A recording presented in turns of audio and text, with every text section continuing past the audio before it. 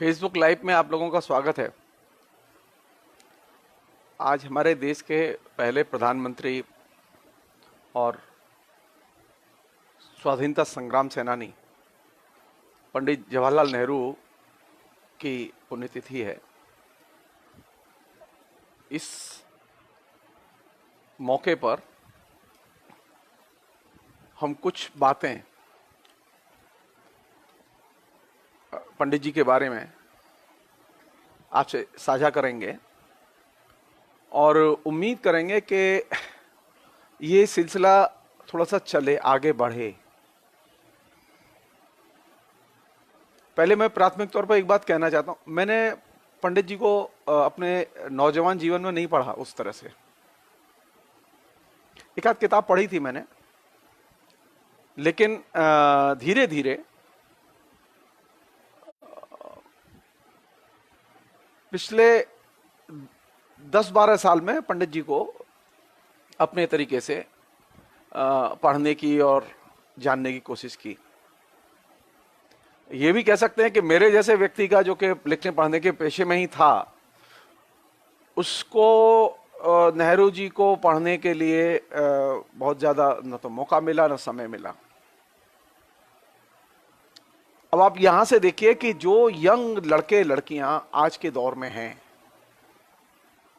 वो यंग लड़के लड़कियां में नेहरू क्यों रिलेवेंट है, क्यों नेहरू पर बात करनी चाहिए, नेहरू क्यों है हमें हमें नेहरू पर बात करने की जरूरत इसलिए है कि हम चाहते हैं कि भारत के निर्माण की प्रक्रियाओं को जाना जाए, भारत कैसे निर्मित हुआ है इसे जाना जाए। नेहरू से सहमत होने के लिए नहीं। नेहरू के व्यक्तित्व की सबसे शानदार चीज है कि आप नेहरू से असहमत होकर नेहरू के साथ रह सकते हैं।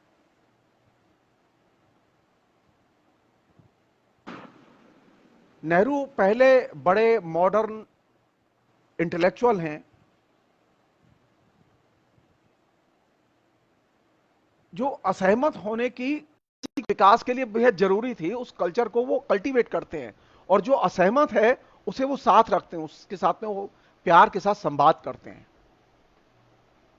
तो ये जो डेमोक्रेसी का जो विकास पिछले 70 साल में हुआ, अभी भी है, ये चाहे जितने प्रयत्न करें लोग, लोकतंत्र की जो जड़ें हैं, वो लोकतंत्र की जड़ों को पुख्ता बनाने में पंडित जवाहरलाल नेहरू की बहुत बड़ी भूमिका है। इसे कम करके नहीं देखना चाहिए।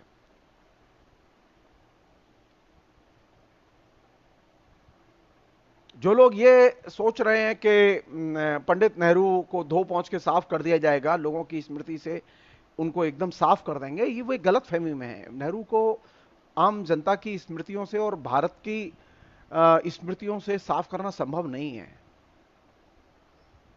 क्यों संभव नहीं है, मैं एक छोटी सी चीज मैं बता रहा हूं मैं आपको। आप जिस समय ग्रैंड ट्रंक रोड पर जाते हैं ना, तो उस समय सिर्फ आपके दिमाग में पंडित जवाहरलाल नेहरू होते हैं। आप जानते हो या न जानते हो,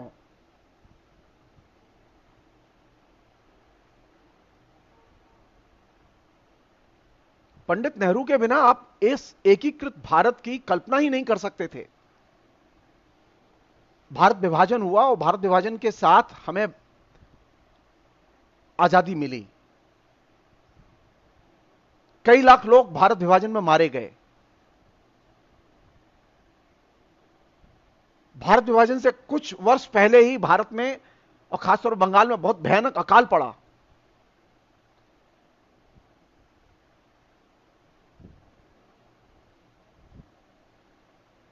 पंडित नेहरू को जो हिंदुस्तान मिला था, वो हिंदुस्तान वैसा हिंदुस्तान नहीं था जिसे आज हम देख रहे हैं। हिंदुस्तान की अधिकतर चीजें बाहर से मंगाई जाती थी, हिंदुस्तान में कोई चीज नहीं बनती थी। जब पंडित नेहरू ने कार्यकाल, जब उनके हाथ में सत्ता आई, आत्मनिर्भर भारत किसे कहते हैं, इसे जानने के लिए सबसे पहले जानना होगा कि 47 में जब देश आजाद हुआ था तो भारत में क्या बनता था।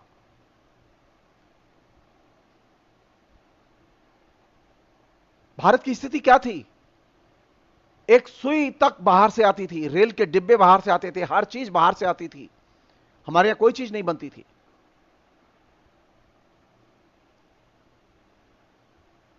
पंडित जवाहरलाल नेहरू को अगर आप जानना चाहते हैं, आप जब रेल में बैठेंगे और रेल में अपने डिब्बे में बैठेंगे तो पंडित नेहरू दिखाई देंगे। वहां ना आपको नरेंद्र मोदी दिखाई देंगे, ना आपको इंदिरा गांधी दिखाई देंगी, ना राजीव गांधी दिखाई देंगे, कोई नहीं दिखाई देंगे। स्वतंत्र भारत के रेल के डिब्बे जो भारत में बने, वो एकमात्र पंडित नेहरू की वजह से बने, और उनके विवेक की और बुद्धि की वजह से बने, उनकी औद्योगिक नीति की वजह से बने।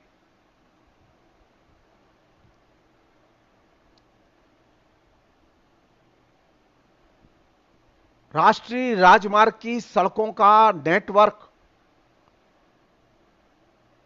और स्वदेशी रेल के डिब्बे और इंजन का नेटवर्क और उत्पादन, ये दो बड़े प्रतीक हैं जहां नेहरू आपको प्रति क्षण मिलते हैं, आप चाहें या ना चाहें। मैं बार बार, नेहरू कहां मिलेंगे? नेहरू आपको सड़क पर मिलेंगे। आप आंख खोल के देखिए, आप रेलवे स्टेशन में जाएंगे, आपको नेहरू मिलेंगे, आपके रेल के डिब्बे में घुसेंगे तो आपके दिमाग में एक ही चीज कि आखिर ये रेल के डिब्बे आए कहां से।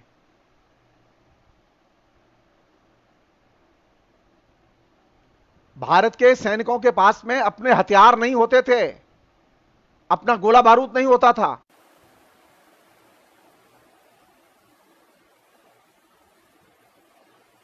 भारत की जो ताकत थी, वो ताकत कहां से आई?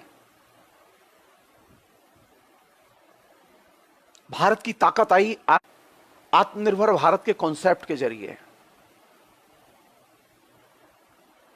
नेहरू ने हवा में बातें नहीं की, नहीं। सिर्फ एक छोटी सी चीज कहना चाहता हूं मैं, जो लोग नेहरू के साथ में वर्तमान जो प्रधानमंत्री हैं ना, उनकी तुलना करते हैं।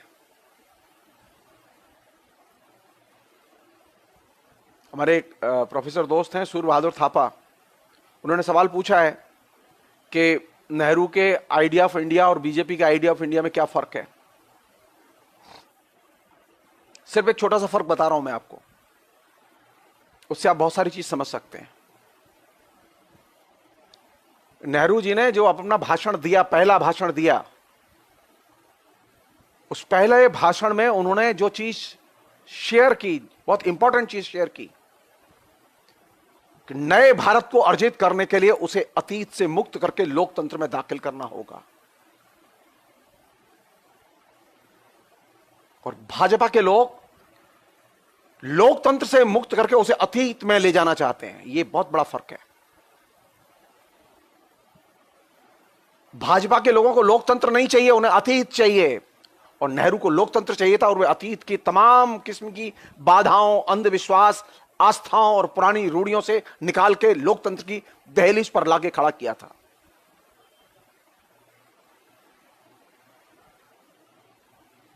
कहां मिलेंगे नेहरू? डेमोक्रेसी में मिलेंगे या अतीत में मिलेंगे? भारत कहां मिलेगा? लोकतंत्र में मिलेगा या अतीत में मिलेगा?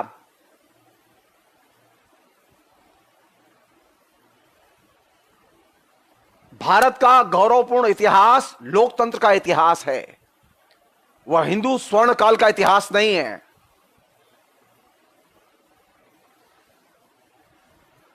और इतिहास को जानने के लिए, और खासतौर पर भारत को जानने के लिए, एक चीज और जरूरी है।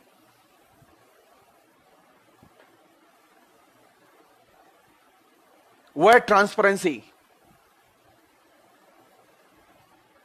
आप भारत के बारे में बात करें तो एकदम पारदर्शिता के साथ बात करें, छिपा के नहीं, झूठ बोल के नहीं।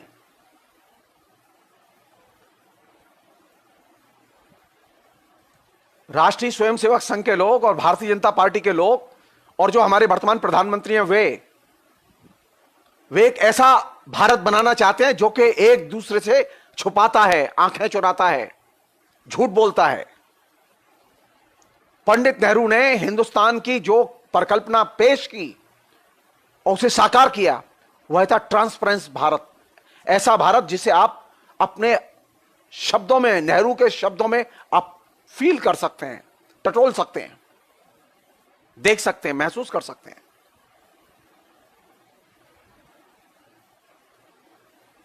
भारत को जानने के लिए पारदर्शिता और उसके विवरण और विस्तृत ब्यौरों की प्रकाशन की, प्रचार की, प्रसार की सख्त जरूरत है।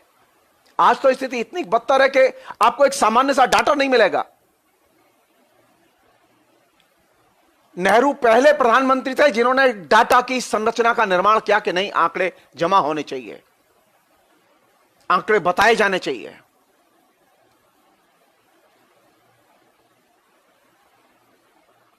कभी दावा नहीं किया।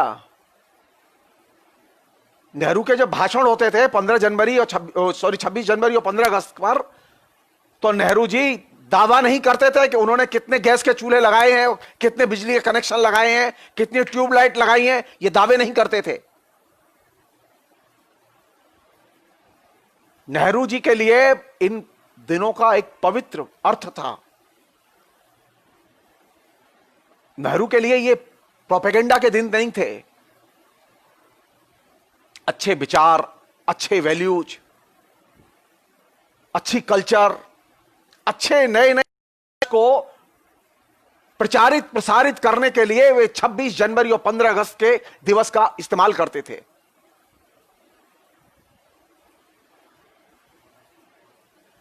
आप यहां से देखिए, आप यहां से देखिए, जब नेहरू की मृत्यु हुई तो नेहरू एक आत्मनिर्भर भारत खड़ा करके गए थे और यह वायदा किया था उन्होंने कि हम आत्मनिर्भर भारत बनाएंगे।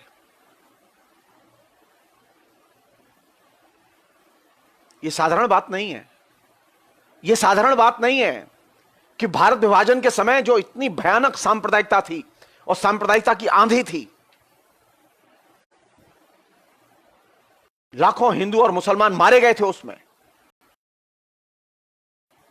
उस सांप्रदायिक विभाजन के राष्ट्रीय अंधर से देश को निकाल के शांति के माहौल में खड़ा किया था नेहरू ने। अभी तो स्थिति है कि जो शांत परिवेश था, उस शांत परिवेश को अशांत परिवेश में बदलने के काम करते हैं हमारे शासक लोग।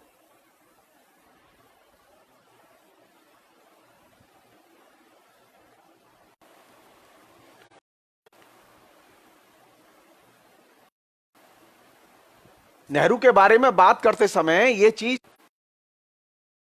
बार बार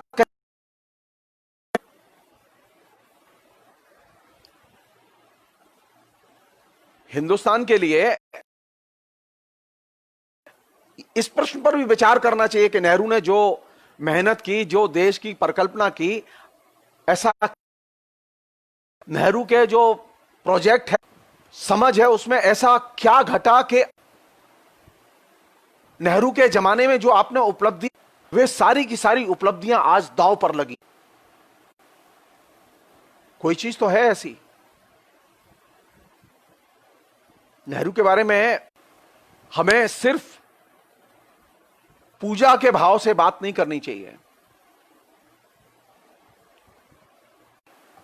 नेहरू के प्रति हमें एक आलोचनात्मक दृष्टिकोण भी रखना चाहिए और यह नेहरू के लिए सबसे अच्छी श्रद्धांजलि होगी।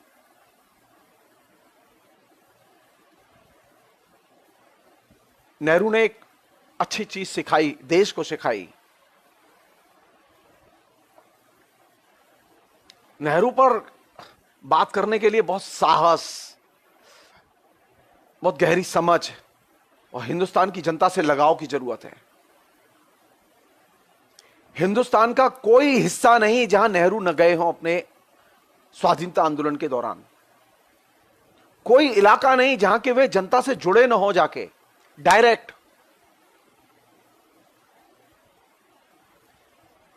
कोई क्षेत्र नहीं जहां के वो कांग्रेस के कार्यकर्ताओं को नाम से न जानते हों। हिंदुस्तान का कोई अच्छा लेखक, पेंटर, स्थापत्यविद, कोई बड़ा व्यक्ति नहीं ऐसा जिसको कि नेहरू ने पर्सनली जाके कांटेक्ट न किया हो और उसे दोस्त न बनाया हो। चाहे बंगाल के हों, चाहे वो मलयालम के हों, चाहे वो तमिलनाडु के हों, किसी भी राज्य के रहने वाले हों। चाहे वो हिंदी भाषी हो, चाहे वो उर्दू भाषी हो, जो भी जीनियस इंटेलेक्चुअल हैं, नेहरू की कोशिश होती थी कि सारे जीनियस इंटेलेक्चुअल्स उनके संपर्क में होने चाहिए और उनके घर उनके लिए खुले हुए थे। हमारे यहां तो हालत यह है कि हिंदुस्तान में ये जो नए जो प्रधानमंत्री आए हैं, जो 6 साल से शासन कर रहे हैं, इनके रणबांकुरे नीचे और फेसबुक पर और सोशल मीडिया में आए दिन बुद्धिजीवियों को धमकाते रहते हैं और गालियां देते रहते हैं। नेहरू जी की जिन लोगों ने आलोचना की, नेहरू जी के मत से जो लोग सहमत नहीं थे, नेहरू जी ने उनको अपनी कैबिनेट में रखा। नेहरू जी उनको बुला के ये कहते थे कि आओ और मेरे यहां दायित्व संभालो, जो इच्छा हो काम करो। कौन नहीं जानता था कि आचार्य नरेंद्र देव जो है उनके सबसे बड़े क्रिटिक थे, सब लोग जानते थे। लोहिया उनके सबसे बड़े क्रिटिक थे।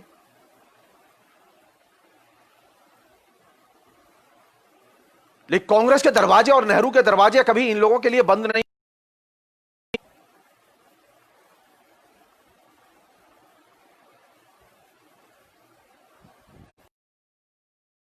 में डेमोक्रेसी की प्रैक्टिस में जो चीज चाहिए वो यह है कि लोकतंत्र में रहने वाला हर व्यक्ति और हर पक्ष एक दूसरे से संवाद करे और संपर्क रखे, उसके चाहे जितने गहरे मतभेद हों। लोकतंत्र में नेहरू ने जो चीज कल्टीवेट की वो ये थी, लोकतंत्र का विकास करना है तो घृणा से रहित समाज का विकास करना होगा। ये नेहरू की बहुत बुनियादी चीज थी। लोकतंत्र रहेगा तो असहमति रहेंगी, और असहमति जब होंगी तो असहमत लोगों को साथ रखना होगा, क्योंकि बिना असहमत लोगों को साथ रखे आप लोकतंत्र का विकास नहीं कर सकते। तो नेहरू का जो भारत के बारे में विचार है, वो लोकतांत्रिक भारत के बारे में विचार है, वो कोई काल्पनिक। नेहरू जिस भारत की कल्पना करते हैं वो एक डेमोक्रेटिक इंडिया है। वे कोई एंशिएंट मेडिवल इंडिया की बात नहीं कर रहे वो। तो नेहरू कहां मिलेंगे? नेहरू मिलेंगे एक लोकतांत्रिक भारत में और लोकतांत्रिक भारत के कॉन्सेप्ट में। लोकतांत्रिक भारत के कॉन्सेप्ट के लिए यह जरूरी है कि आपके दरवाजे यानी सरकार के दरवाजे विपक्ष के लिए खुले रहें, विपक्ष के लोग बाधा के दाखिल हो सकें।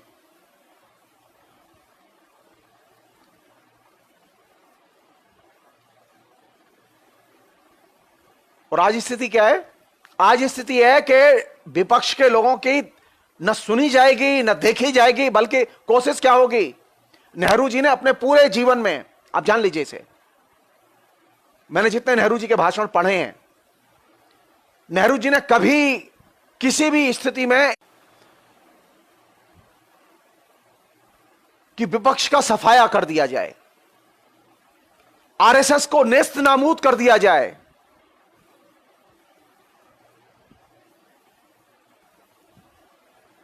जी नहीं, ये कल्चर नहीं थी।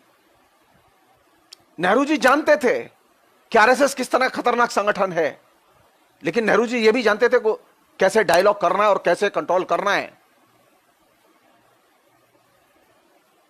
लोकतंत्र में दिल जीतने की कला विकसित करनी होती है, लोगों के दिलों में घृणा पैदा करने की कला विकसित की है भाजपा ने। नेहरू का जो भारत है वो लोकतांत्रिक भारत है, और ऐसा भारत है जो कि एक दूसरे से प्यार करता है। आपने कैसा भारत बनाया? आपने एक ऐसा भारत बनाया पिछले 6 साल में सोशल मीडिया के जरिए, मीडिया के जरिए, जो एक दूसरे से नफरत करता है। संकट की घड़ी में भी वो नफरत करता है। आश्चर्यजनक है। इससे ज्यादा क्राइसिस कभी नहीं आएगा।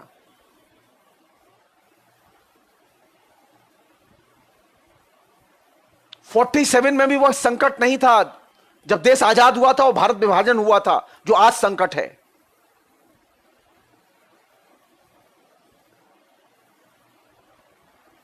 मैं सिर्फ फर्क बता रहा हूं मैं आपको।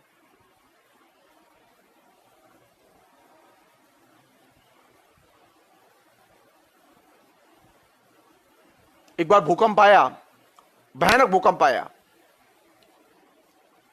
बिहार और बंगाल में जबरदस्त तबाही हुई, नुकसान हुआ, जैसा कि अभी हुआ है बंगाल में।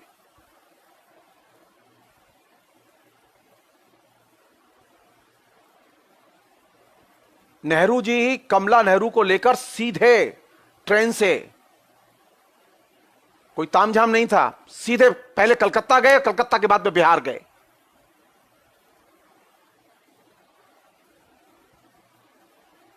पंडित जवाहरलाल नेहरू का मतलब यह है कि हम जनता के बीच में जाएंगे, और हमारे प्रधानमंत्री के लिए यह है कि हम जनता के बीच में नहीं जाएंगे। यह बहुत बड़ा फर्क है।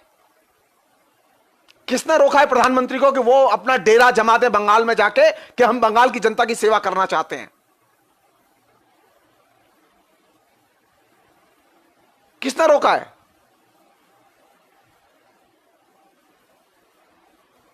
क्यों नहीं गए? नरेंद्र मोदी ने जाके यह तय किया कि हम 10 दिन राज निवास में रहेंगे और जनता के बीच में जाएंगे और मदद करेंगे। क्यों डरते हैं वो?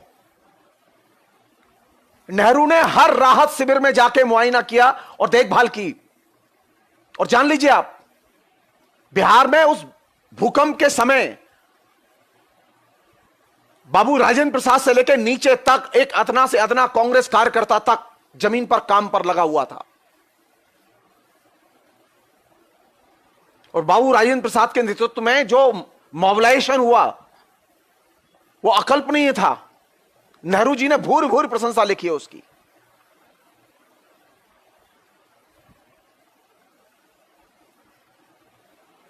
आप नेहरू के भारत के साथ तुलना करेंगे, नेहरू की परिकल्पनाओं के साथ तुलना करेंगे, आपके अंदर साहस नहीं है। नरेंद्र मोदी के अंदर साहस नहीं है, आरएसएस के अंदर साहस नहीं है। ये हम देखना चाहते थे कि मोहन भागवत, जब बंगाल में तूफान आया है तो मोहन भागवत जाते और कहते कि हम खड़े हैं यहां। क्यों नहीं गए?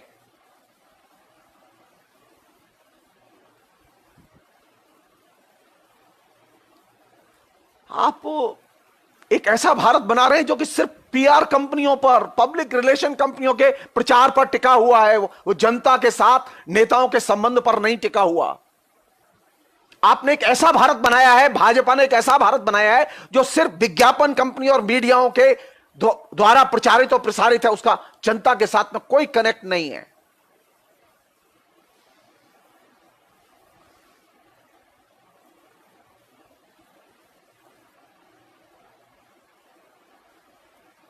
मैं नहीं समझता कि अगर प्रधानमंत्री नरेंद्र मोदी बंगाल तूफान के समय गए, मुझे आश्चर्य हुआ यह कि बंगाल में जाने के बाद उनको कहना चाहिए था कि हम 5 दिन 7 दिन यहां रहेंगे, हम निगरानी करेंगे, हम मदद करेंगे आपकी। ममता जी, आप फैसला लीजिए, हम आपके साथ हैं। नहीं, आप गए, राजा की तरह गए, ऊपर से देखा और आपने एक पैकेज डिक्लेयर किया कि 1000 करोड़ रुपया हम देंगे और चले आए दिल्ली। और देंगे कब देंगे देखी जाएगी, क्योंकि आपके लिए वह सिर्फ एक इवेंट था। नेहरू के लिए तूफान, भूकंप ये इवेंट नहीं होते थे। नेहरू हर भूकंप, अकाल के क्षेत्र में वो बाकायदा गए हैं, लोगों के बीच में काम किया है उन्होंने।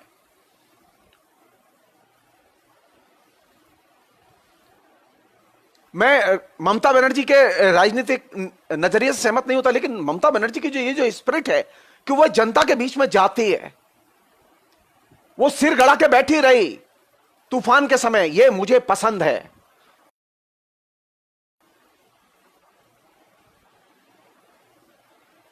नेहरू एक खास तरह के हिंदुस्तान और खास तरह की लोकतांत्रिक परंपरा और प्रक्रियाओं पर जोर देते हैं। वो ये नेता का जनता से डायरेक्ट संपर्क संबंध होना चाहिए, डायरेक्ट संवाद होना चाहिए।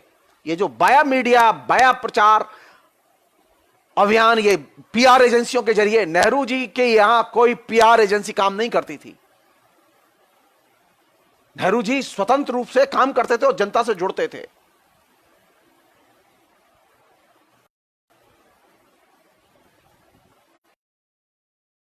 तो नेहरू तो ये करना पड़ेगा, नेता का बाना छोड़ना पड़ेगा और पीआर एजेंसी के जरिए जीना। राहुल गांधी, आप उसके बारे में चाहे कुछ भी कहें, राहुल गांधी में ये सिम्टम हैं, ये लक्षण हैं। वो जनता से जुड़ना चाहता है, वो जनता के बीच में जाता है, वो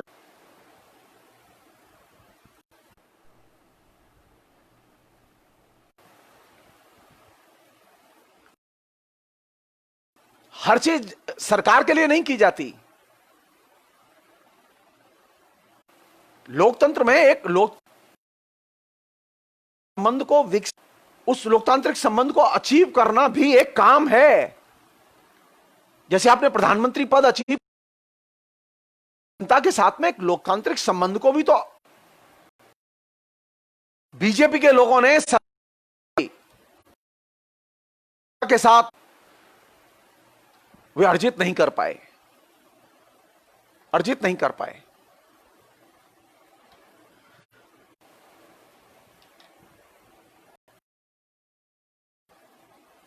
नेहरू के बारे में बात करते समय एक चीजें हैं जिन पर के कायदे से, जिसको के हम भारत और तमाम किस्म के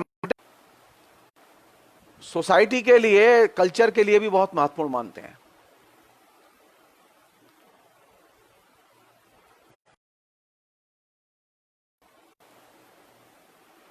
पहली चीज तो यह है कि हिंदुस्तान कहां से देखा जाता है, कि ये जो प्रधानमंत्री की आलोचना हो रही है और नेहरू परिवार की, किस बात के लिए नेहरू परिवार के ऊपर कीचड़ उछाली।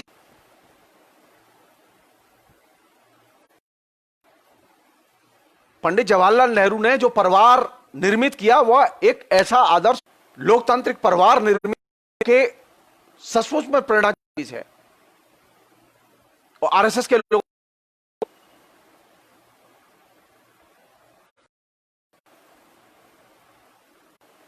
नेहरू का परिवार, नेहरू की पत्नी पॉलिटिकल पर्सन थी। नेहरू जी उससे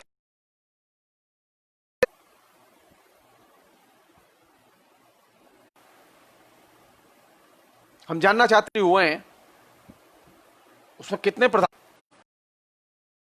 तक हुए हैं नेहरू,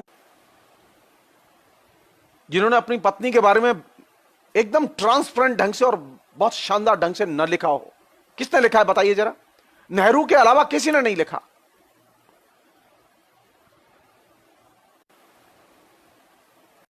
नेहरू की पत्नी, नेहरू की बेटी पॉलिटिकल, नेहरू के परिवार की पूरी culture democratic culture,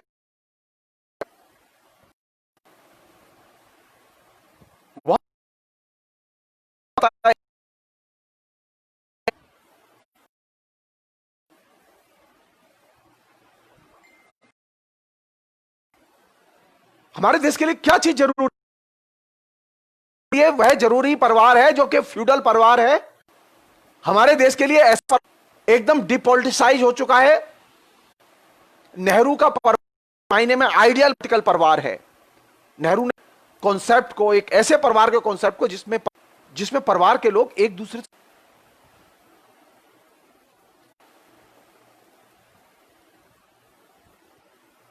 Narendra Modi जब नेहरू परिवार पर हमला करते हैं और नेहरू परिवार कह के हमला करते हैं,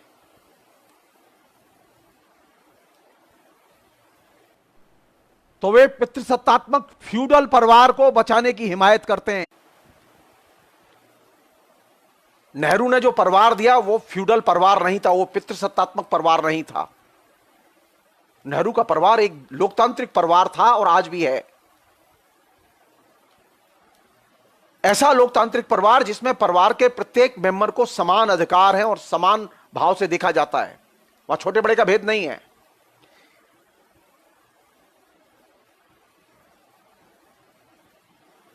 आपको यह लगता है कि वो नेहरू परिवार के खिलाफ में या गांधी परिवार के खिलाफ में जो आरएसएस के लोग जहर उगला करते हैं वो इसलिए नहीं उगला करते कि ना सरकार चाहिए? जी नहीं, ये इसलिए उगलते हैं का ढांचा है, उस परिवार के ढांचे को परिवार ने क्वेश्चन किया है, अपने आचरण से क्वेश्चन किया है।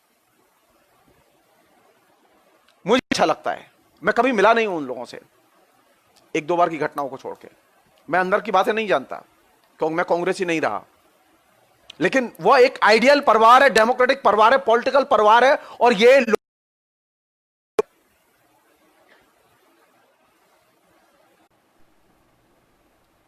नेहरू की बेटी, नेहरू के परिवार की औरतें स्वाधीनता आंदोलन में, स्वाधीनता आंदोलन के बाद लोकतंत्र खुलकर भाग लेती हैं, खुलकर राजनीति करती हैं।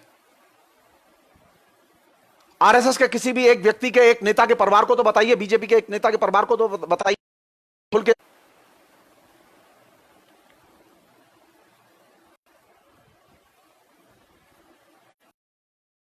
अंगूठा छाप बहू चाहिए, अंगूठा छाप, और अंगूठा छाप परिवार चाहिए।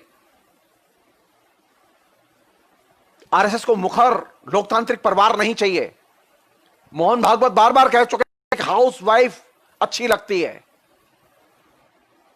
नेहरू जी को लोकतांत्रिक स्त्री अच्छी लगती थी, ऐसी स्त्री अच्छी लगती थी जो कि भारत के लोकतंत्र के निर्माण सक्रिय रूप से भाग ले।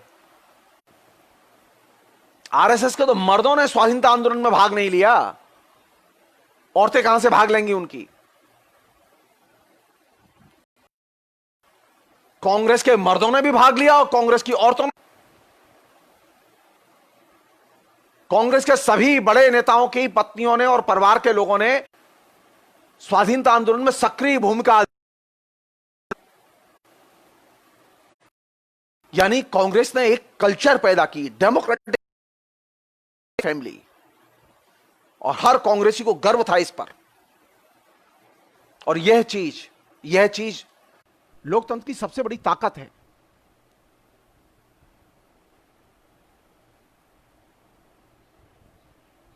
तो पंडित नेहरू मिलेंगे एक डेमोक्रेटिक पॉलिटिकल फैमिली में।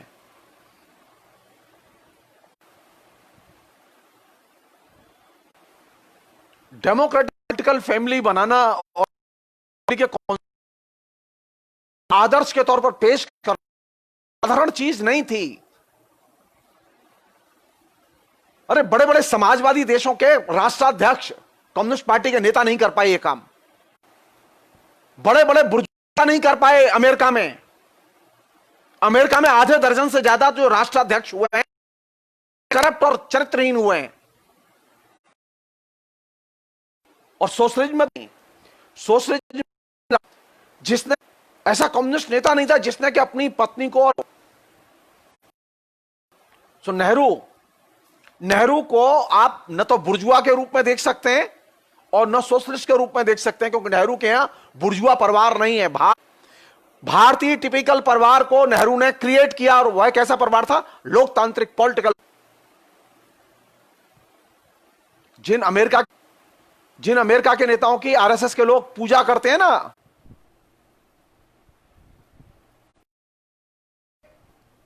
अमेरिका के राष्ट्राध्यक्ष कभी भी आदर्श नहीं रहे। नेहरू के परिवार के लिए कभी भी कम्युनिस्ट पार्टी के नेता, चाहे वो स्टालिन हो, चाहे वो और चाहे वो माओ हो, कभी आदर्श नहीं। नेहरू के लिए कभी भी हिंदुस्तान का जो अतीत के बोझ से टूटा हुआ जो परिवार था वो आदर्श नहीं रहा। नेहरू ने एक लोकतांत्रिक परिवार की रचना को सामने रखा और निर्मित थी हमारे जैसे लोगों के लिए, मेरे जैसे लोगों के लिए लोकतांत्रिक फैमिली का गठन किया। नेहरू के परिवार की परिकल्पना एक बहुत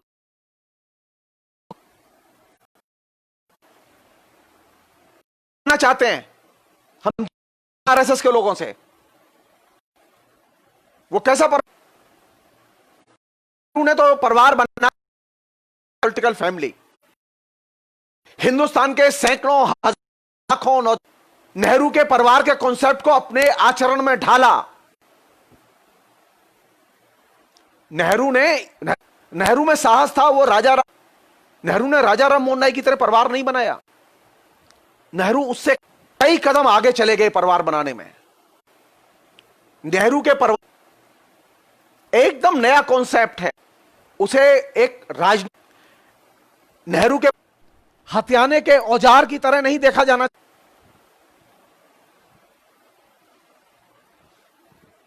बीएम प्रसाद जी कह रहे हैं केरल की सरकार के गिराने के संदर्भ में, केरल की सरकार के गिराने के संदर्भ में हमने बात की है, हम उस पर बात कर सकते हैं। सवाल यह कि नेहरू ने जो परिवार बनाया वो परिवार कैसा है, परिवार की संरचना कैसी है। वो हिंदुस्तान के लोकतंत्र की संगति में एक नए किस्म के परिवार का प्रयोग है। इसे समझने की जरूरत है, इसे अंडरलाइन करने की जरूरत है। जो आधुनिक भारत की कल्पना देखना चाहते हैं नेहरू की, नेहरू के आधुनिक परिवार भी है, और परिवार बहुत महत्वपूर्ण इकाई है। कम्युनिस्टों का सबसे बड़ा ड्रॉबैक जानते हैं कहां है? कम्युनिस्टों का सबसे बड़ा ड्रॉबैक यही है। तमाम डेमोक्रेट्स और रिएक्शनरीज नेताओं का ड्रॉबैक यहीं पर है।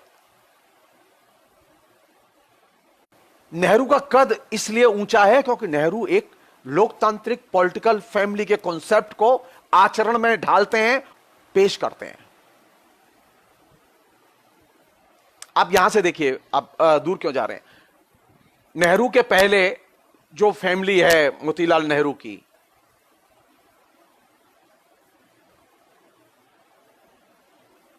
और नेहरू के बाद की जो फैमिली है, उसमें फर्क है।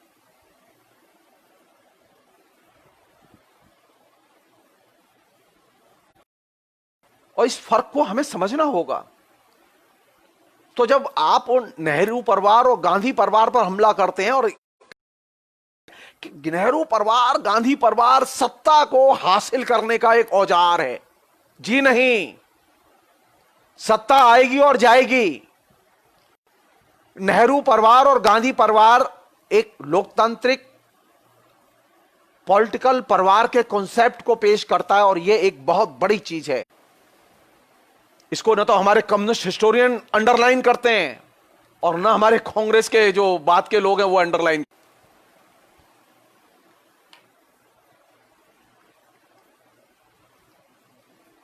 एक अन्य चीज और आखिरी चीज, नेहरू जी स्वयं स्वभाव से नास्तिक थे, लेकिन वो धर्म का अपमान नहीं करते थे।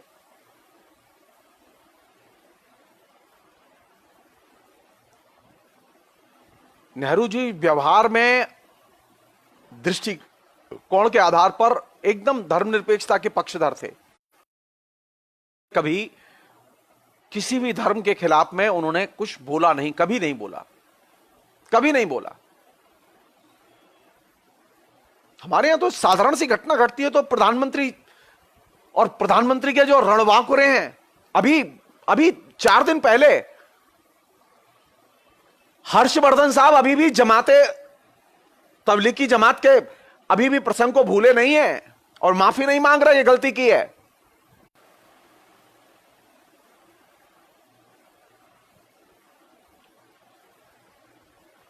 पंडित जवाहरलाल नेहरू, महात्मा गांधी की जिन लोगों ने हत्या कर दी, इसके बावजूद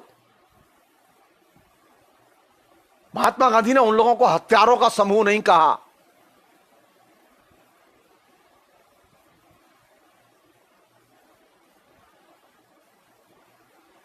पंडित नेहरू ने उनको हत्यारों का समूह नहीं कहा। पंडित नेहरू पर बात करते समय एक चीज ध्यान रखनी चाहिए कि पंडित नेहरू ने कभी भी अपने अपोनेंट पर, कभी किसी धर्म पर, चाहे उस धर्म के किसी भी नेता की कैसी भी भूमिका रही हो, कभी भी किसी धर्म पर अटैक नहीं किया। लोकतंत्र के लिए कैसा नेता होना चाहिए? लोकतंत्र कैसे बनता है? लोकतंत्र धर्मों के बीच में प्रतिस्पर्धा पैदा करने से लोकतंत्र नहीं बनता।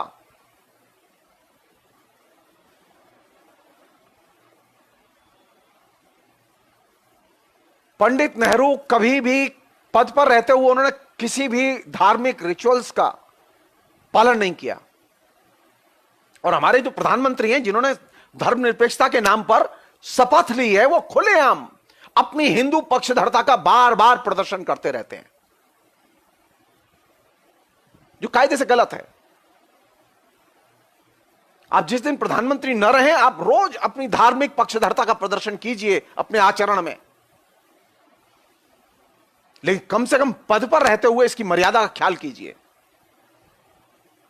सेक्युलर इंडिया का कॉन्सेप्ट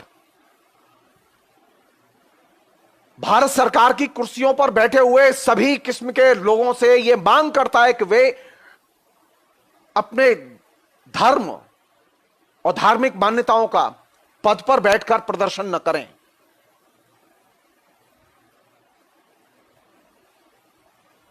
आपके लिए जितना महत्वपूर्ण है मंदिर में जाना, उतना ही महत्वपूर्ण है मस्जिद में और चर्च में जाना। लेकिन आप इनमें से किसी काम को मत कीजिए। आप जिस दिन आप कुर्सी छोड़ दीजिए, आप जाइए ना पशुपतिनाथ के दर्शन करने के लिए और 100 करोड़ रुपया बीजेपी के फंड से दीजिए, हमें कोई आपत्ति नहीं है। लेकिन जब आप प्रधानमंत्री के नाते जाते हैं और पशुपतिनाथ पर नेपाल में जाके 100 करोड़ रुपया चढ़ाते हैं तो हमें आपत्ति होती है, क्योंकि यह धर्मनिरपेक्ष सरकार के और धर्मनिरपेक्ष जनता के पैसे का दुरुपयोग है।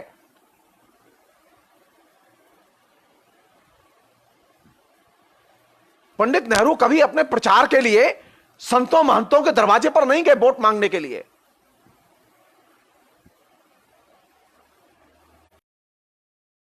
नाथ का मंदिर और संगम का तीर्थ नेहरू जी के जमाने में नहीं था।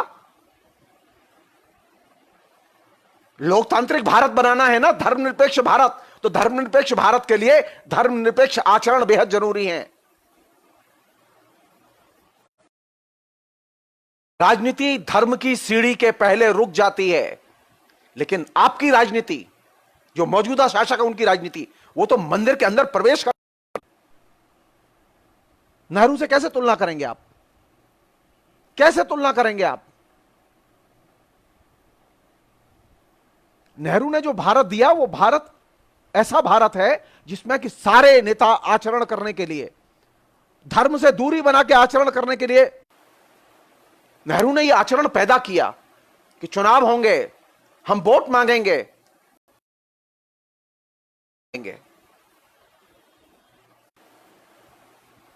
अब तो और भी बुरी हालत हो गई है।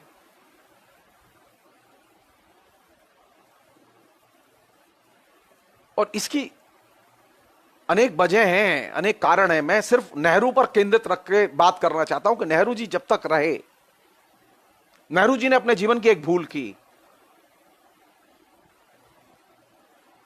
वो भूल क्या की? वो भूल चीन के बारे में चीन पर एक उत्तेजनापूर्ण बयान दे दिया, वो भी पार्लियामेंट में। और उस भूल का परिणाम था भारत चीन युद्ध।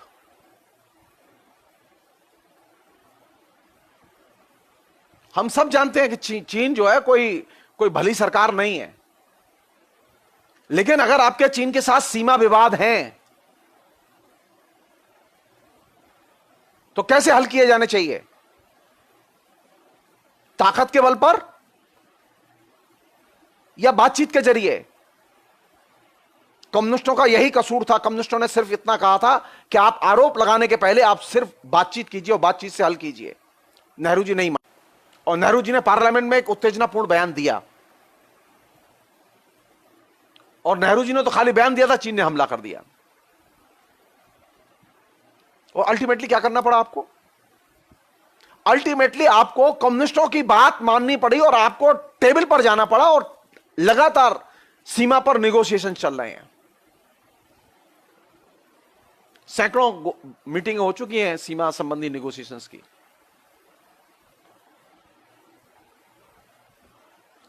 कम्युनिस्टों ने सिर्फ इतना कहा था कि वो पड़ोसी देश है, वो शत्रु देश नहीं है। आप अगर कोई विवाद है तो बातचीत से हल करो, बातचीत के लिए परसुएट करो। यह स्थिति नहीं है। अभी 2-3 दिन पहले से जो खबरें आ रही हैं,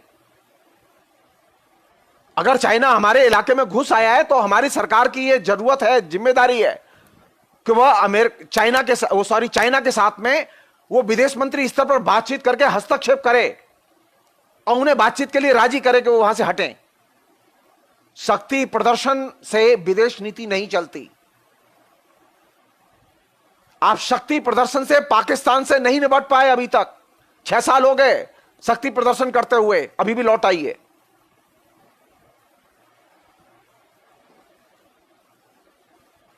बातचीत के अलावा कोई समाधान नहीं है। और युद्ध में कोई नहीं जीतता, जो हारता है वो भी मरता है और जो जीतता है वो भी मरता है। युद्ध में कोई नहीं जीतता। युद्ध जीते थे हम लोग, अभी भी 1971 के युद्ध का टैक्स अभी भी जमा करती है जनता। अरे जीत है तो फिर टैक्स क्यों लगा रहे हो? युद्ध जीत गए हो तो खुश होना चाहिए, लेकिन जनता से टैक्स वसूल कर रहे हैं आप।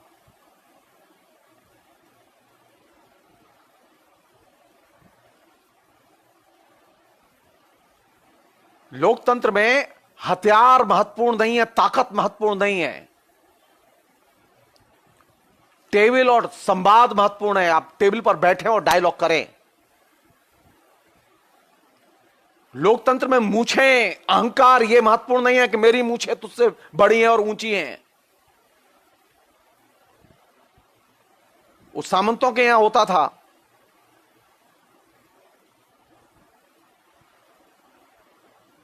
यह कूटनीति का जमाना है। या मूछें नहीं होती, बुद्धि होती है, राजनीति होती है।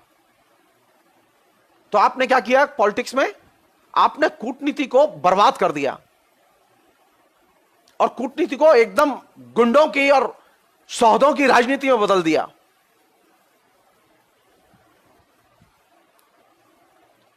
आप खाली पाकिस्तान के हमले का निषेध नहीं करते, किसी टेररिस्ट को खाली नहीं मारते, बल्कि आप करते ही हैं कि आप देश के अंदर भी उन लोगों पर हमले करते हैं जो आपसे बार बार मना करते हैं कि युद्ध मत करो।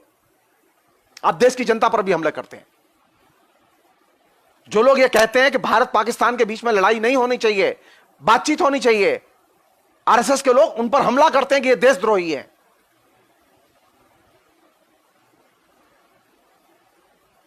नेहरू के जमाने में तो कभी हमले नहीं किए गए इस तरह से, और जब हमले किए गए तो उसका परिणाम नेहरू को भोगना पड़ा।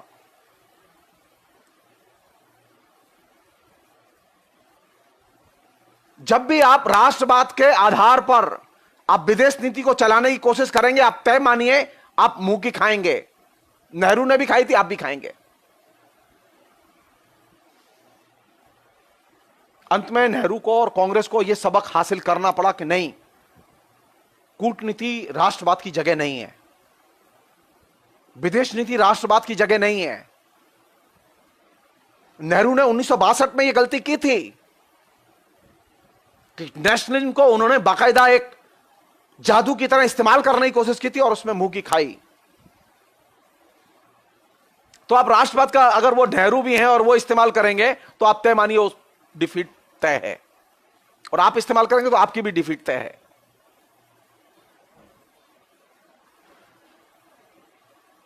राष्ट्रवाद विदेश नीति का आधार नहीं हो सकता। नेहरू की विदेश नीति की जो 62 की असफलता है, उससे यह सबक नेहरू ने लिया, आपको भी लेना होगा।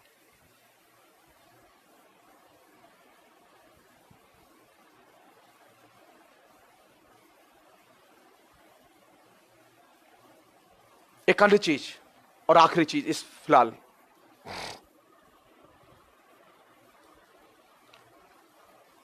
हमें वे एरियाज खोजने चाहिए, कांग्रेस को भी खोजने चाहिए, कम्युनिस्टों को भी खोजने चाहिए, सोशलिस्टों को खोजने चाहिए कि नेहरू ने जो प्रोजेक्ट डेमोक्रेसी का प्रकल्पित किया था, उसमें वे कौन से ड्रॉबैक्स, कौन सी गलतियां हुई जिनके जरिए यह सबवर्जन आया, यह उच्छेदन आया, जिस उच्छेदन के प्रतीक के तौर पर अभी नरेंद्र मोदी हमारे शासन में बैठे हुए हैं। नरेंद्र मोदी का भारत में शासन में आना अब तक की तमाम किस्म की लोकतांत्रिक परंपराओं का एक तरह से सबवर्जन है। ये क्यों हुआ? कौन सी ऐसी चीजें हैं जो कि घटी नीचे, उनको ध्यान देना होगा। मैं एक दो चीजें जो मेरी नॉलेज में है, मैं जो समझ रहा हूं, मैं उसे जस्ट थ्रो कर रहा हूं आपके आइडिया के लिए।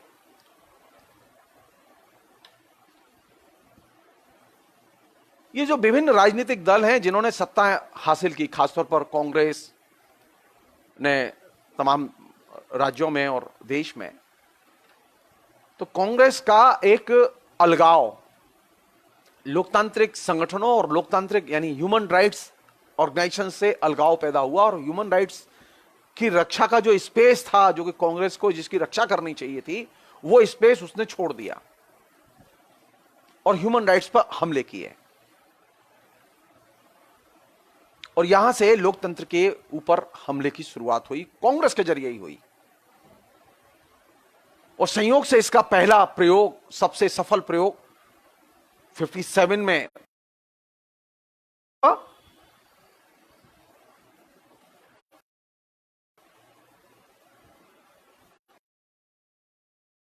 बूथ लूटने की जो परंपरा की का पॉलिटिक्स में वाइल्ड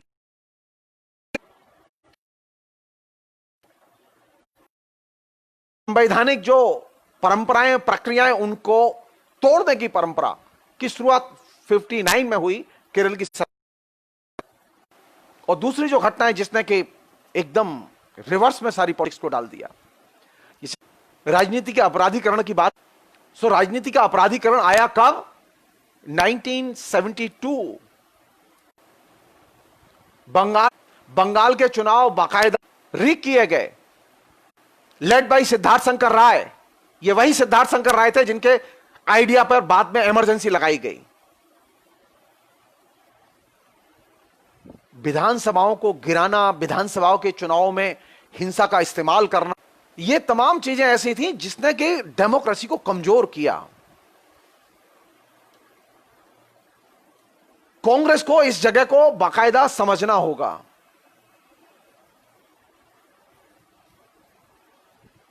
आप संवैधानिक प्रक्रियाओं को सबवर्सिव तरीके से उलट पुलट करके, उनको विच्छेद करके आप सत्ता अगर हथियाएंगे तो अल्टीमेटली इससे लोकतंत्र क्षतिग्रस्त होगा और वे ताकतें आएंगी जो कि लोकतांत्रिक नहीं है। नरेंद्र मोदी के उदय में इस परंपरा का बहुत बड़ा हाथ है। राजनीति के अपराधीकरण की जो प्रक्रिया बंगाल में 72 से लेकर 77 तक चली, जिसमें करीब 1500 से अधिक सीपीएम के कार्यकर्ता मारे गए, हजारों नक्सल यंग लड़के लड़कियां मारे गए,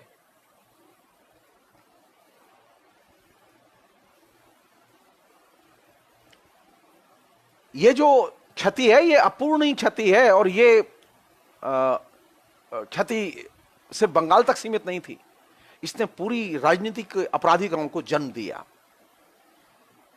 राजनीति का अपराधीकरण लालू यादव से शुरू नहीं होता, ये गलतफहमी निकालते हैं दिमाग से लोग।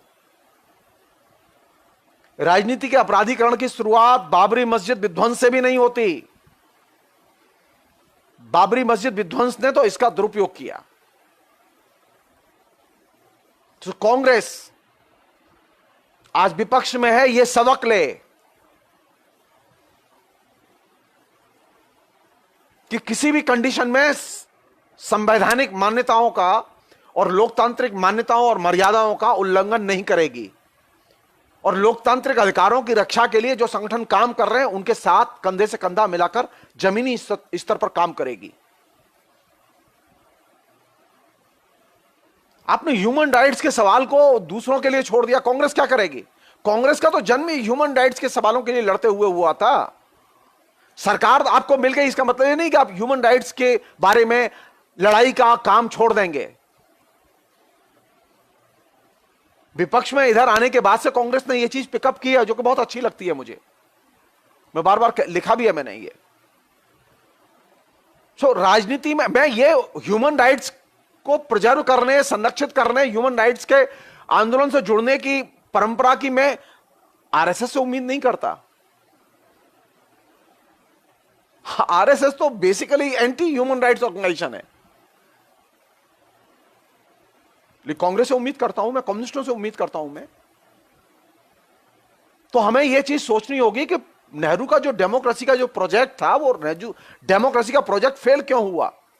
पहली चीज। दूसरी एक चीज और जो कि बहुत जरूरी है, नेहरू ने कुछ चीजें सीखी थी मार्क्स से, लेनिन से। नेहरू ने इसे एक्नॉलेज किया था। कांग्रेस के नेताओं को गंभीरता से दुनिया के तमाम किस्म के प्रचलित मार्क्सवादी साहित्य का अध्ययन करना चाहिए, पढ़ना चाहिए, सीखना चाहिए। नेहरू बनना है ना। नेहरू ने लिखा है कि उन्हें इतिहास और समाज संबंधी जो ज्ञान है कार्ल मार्क्स की रचनाओं को पढ़ के मिला।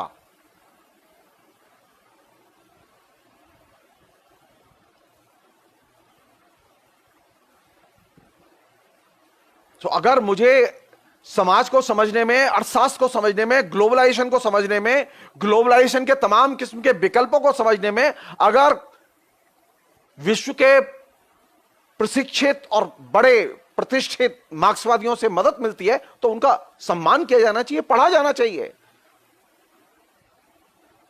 एक्नॉलेज किया जाना चाहिए।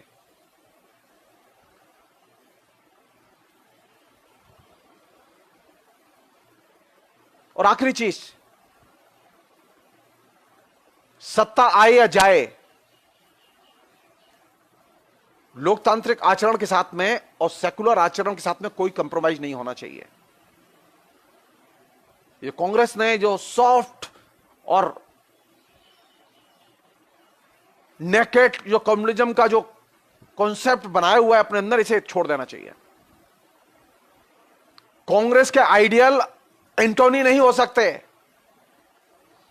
कांग्रेस के आइडियल मनमोहन सिंह भी नहीं हो सकते, कांग्रेस के आइडियल राजीव गांधी भी नहीं हो सकते, कांग्रेस के आइडियल जवाहरलाल नेहरू हो सकते हैं।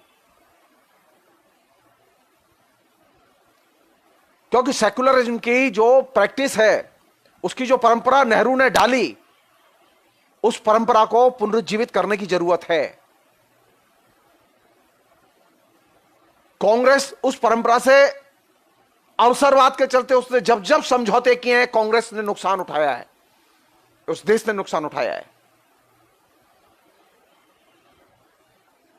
कांग्रेस के लिए एक ही ऑप्शन है, अपने भविष्य को बनाने और संवारने का और वर्तमान को संवारने का, कि वो पुनः नेहरू के रास्ते पर लौटे।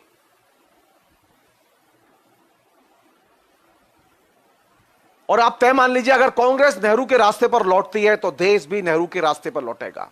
यह तय है, यह तय। आज भी अभी भी विपक्ष में जो सबसे बड़ी ताकत है वो कांग्रेस है, इसमें कोई दो राय नहीं है।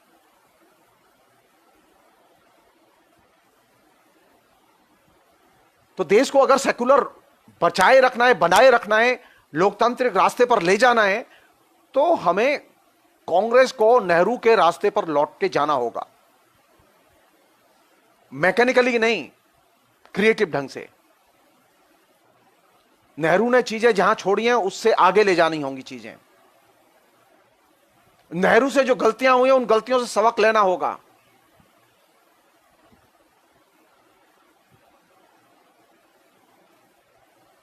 मुझे अभी भी उम्मीद है कि कांग्रेस नेहरू के रास्ते पर लौटकर जाएगी और ये जो बीच में जो एवरेशंस पैदा हुए तमाम किस्म के, इन एवरेशंस से निकलेगी।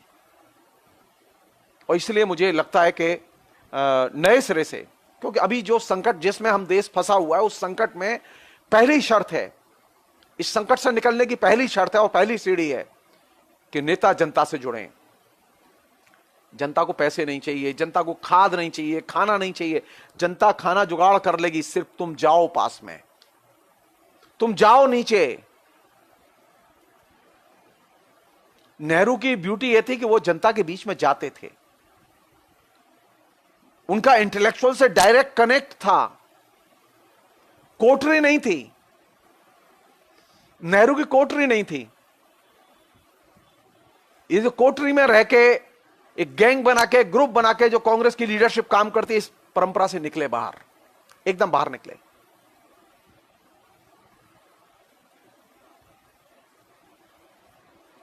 जनता इंतजार कर रही है, जनता इंतजार कर रही है कि कब कांग्रेस पूरी ताकत के साथ में नेहरू के रास्ते पर निकलती है। और आप तय मानिए, हिंदुस्तान का नौजवान भी उसकी तरफ आकर्षित होगा, क्योंकि नेहरू के विचार में, नेहरू के व्यक्तित्व में यह ताकत थी, आज भी है, कि वो युवाओं को आकर्षित कर सकता है। आज का नौजवान सेकुलर बनना चाहता है, वो अतीत जीवी नहीं बनना चाहता। आज का नौजवान विज्ञान और तर्क को पसंद करता है, शर्त यही है कि राजनेता उससे बात करें, राजनीतिक दल विज्ञान और तर्क के आधार पर बात करें।